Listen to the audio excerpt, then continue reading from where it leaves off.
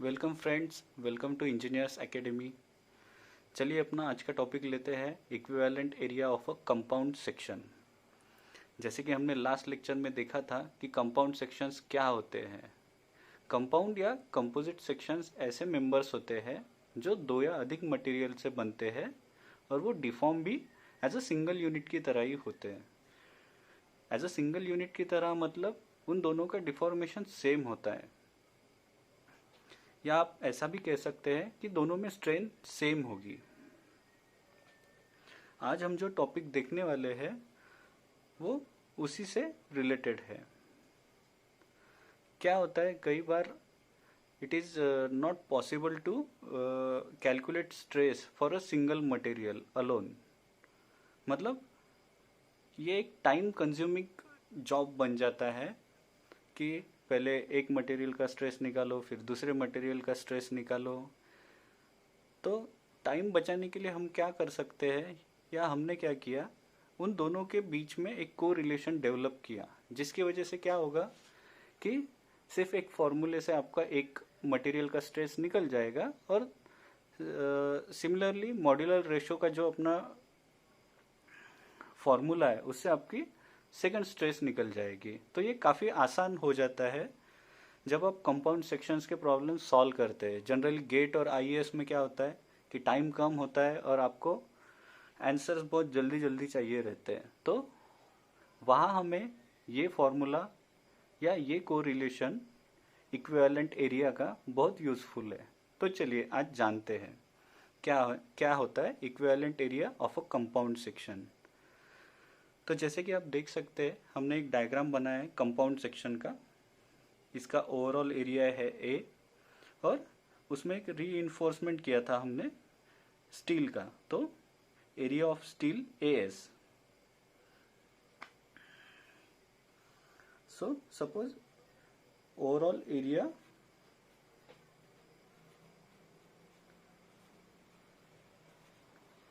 ये ए हो गया। ओवरऑल एरिया जैसे कि हमने बोला ये पूरे कॉलम का एरिया ए है, और let area of steel is equal to A S. जैसे हमने यहाँ लिखा है डायग्राम में, ये एरिया ऑफ स्टील है। सो एरिया ऑफ कंक्रीट क्या हो गया,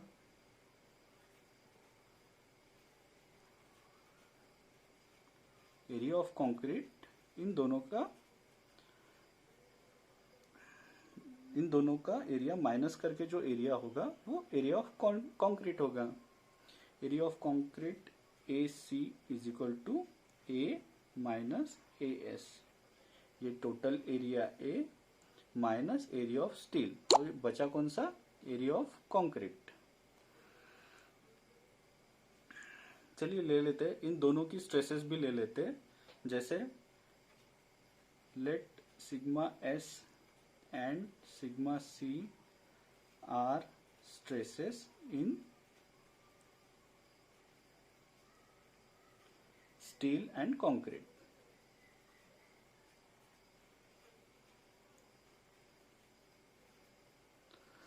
जैसे कि हमने लास्ट लेक्चर में देखा था, कंपोजिट सेक्शंस की दो कंडीशंस होती है।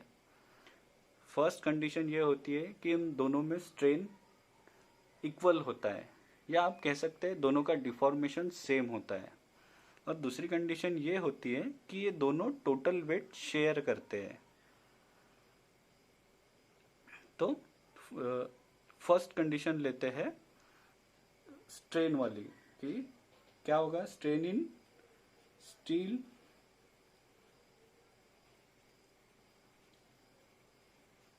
Is equal to strain in concrete.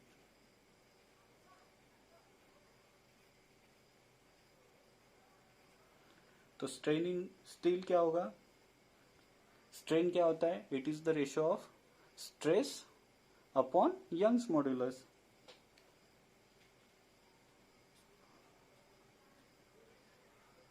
वैसे ही कंक्रीट में क्या होगा, सिग्मा सी अपॉन ई सी। अभी अगर मुझे स्टील की स्ट्रेस निकालनी है तो मैं क्या करूंगा, sigma S is equal to E S divided by E C into sigma C, और इसको ही हम कैसे लिख सकते हैं, m इंटू सिग्मा सी। अभी ये m क्या है, m होता है मॉड्यूलर रेशो, यानी Young's modulus of steel divided by Young's modulus of concrete, इसे ही हम मॉड्यूलर रेशो कहते हैं।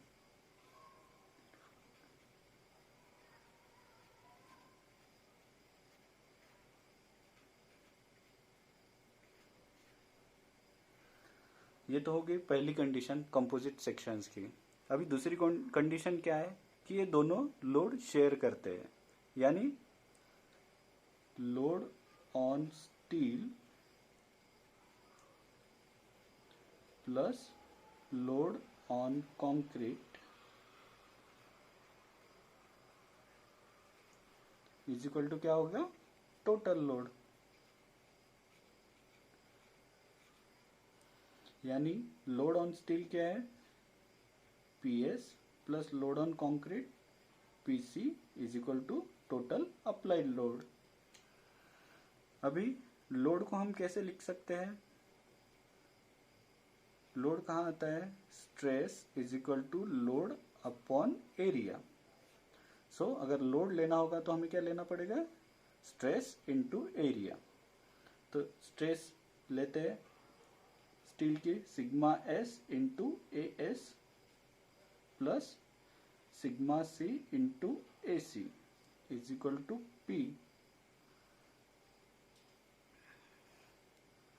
पर सिग्मा S क्या है, सिग्मा S है M इंटू सिग्मा C या M सिग्मा C, तो इसकी वैल्यू हम यहां पुट करेंगे।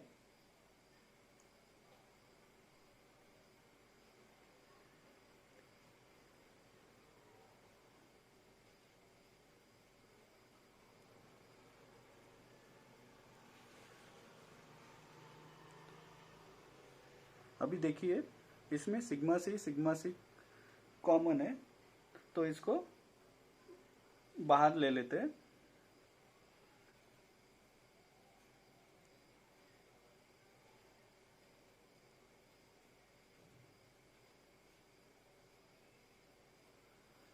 या अगर हमें सिग्मा सी निकालना होगा तो क्या करना पड़ेगा, sigma C is equal to P upon MAS plus AC।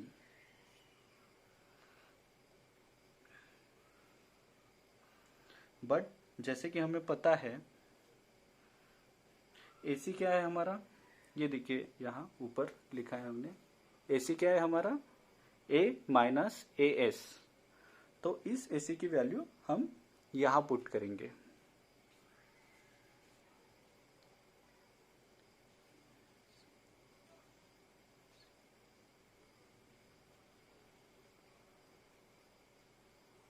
तो सिग्मा सी क्या होगा, sigma C is equal to P upon M into AS plus A minus AS। अभी इसको भी हम कैसे लिख सकते हैं,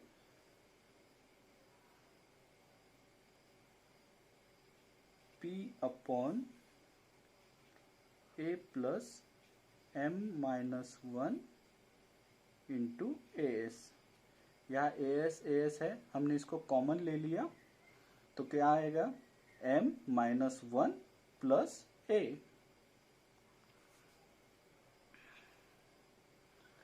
अभी ये हो गई हमारी सिग्मा सी की value, P upon A plus M minus 1 into AS।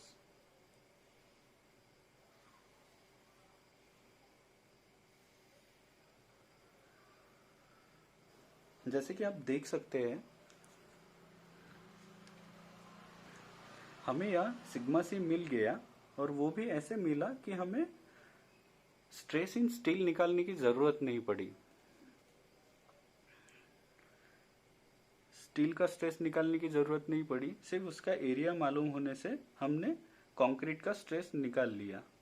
तो इसका मतलब क्या होता है कि हमने ऐसा एक इक्वेशन डिराइव कर लिया जिसमें हम ये प्रोबेबिलिटी लेते हैं कि सपोज ये जो कंक्रीट कॉलम है अपना, अगर इसमें स्टील होता ही नहीं तो हमें कितना कंक्रीट एरिया और बढ़ाना पड़ता था, जिसकी वजह से स्ट्रेस इसकी वैसी ही आती एक कंपाउंड सेक्शन की तरह। अभी हमें सिग्मा सी तो मिल गया, तो स्ट्रेस इन स्टील कैसे निकालेंगे? बहुत सिंपल है। जैसे कि आप देख सकते हैं हमने यह कंक्रीट का स्ट्रेस निकाल लिया है, और अगर हमें स्टील का स्ट्रेस निकालना होगा तो क्या करना पड़ेगा? सिर्फ उसको मॉड्यूलर रेशो को मल्टीप्लाई करना पड़ेगा, जिससे स्टील का स्ट्रेस निकल जाएगा। ये बहुत ही सिंपल बन गया है अभी, और इसके ऊपर के जो प्रॉब्लम्स होंगे वो इस फॉर्मूले से बहुत ही आसानी से आप सॉल्व कर पाएंगे। और ये जो एरिया है, जैसे हमारा स्ट्रेस क्या होता है, स्ट्रेस क्या होता है, sigma is equal to P/P upon area. तो ये जो नीचे का एरिया है हमारे डेरिवेशन में, इसे ही इक्विवेलेंट एरिया कहते हैं ऑफ अ कंपाउंड सेक्शन।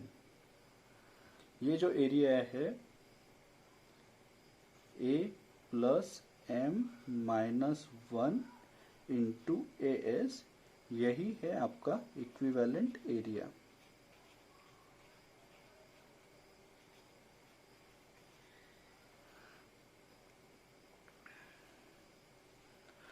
तो आशा करता हूँ दोस्तों ये वीडियो आपको पसंद आया होगा। Please like, share and subscribe our channel. मिलते हैं नेक्स्ट लेक्चर में स्ट्रेंथ ऑफ मटेरियल के। Thank you.